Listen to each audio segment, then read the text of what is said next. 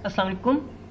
इस वीडियो में हम बीप साउंड कैसे प्रोड्यूस करते हैं वो थोड़ा सा सिंपल से एक लाइन लिख लेंगे, क्योंकि बीप साउंड अगर हमने अपने कोड के अंदर प्रोड्यूस करवानी है तो वो कैसे। उसके लिए एक तो आप बैकस्लैश ए का यूज़ करते हो सी आउट के अंदर, बैकस्लैश ए, तो या तो उससे हो जाएगी। और अगर ज़्यादा देर तक करवानी है तो विंडोज़ डॉट एच हमारे पास ये लाइब्रेरी है, ये मैंने इंक्लूड करवा ली है और इसका एक बीप फंक्शन होता है हमारे पास, वो आपने कॉल कर लेना है। उसके अंदर आप पैरामीटर्स पास करोगे कि कितनी देर तक आपने वो प्रोड्यूस करवानी है, उसकी फ्रीक्वेंसी और उसकी ड्यूरेशन वगैरह जो भी है।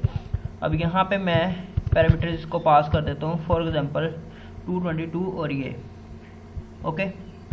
अब मैं इसे करता हूँ रन, तो ड्यूरेशन इसकी ये होगी, ये शायद मिली सेकेंड्स में होती है, तो ये बिल्कुल कम आई। अभी मैं यहाँ पे 2 और ऐड कर देता हूँ ओके।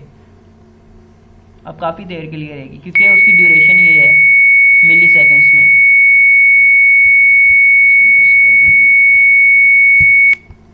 बैकस्लैश ए सी आउट में लिखने से यार, सी आउट में बैकस्लैश ए लिखने से भी आप जो है ये प्रोड्यूस करवा सकते हो ओके। तो ये था सिंपल सा इसका।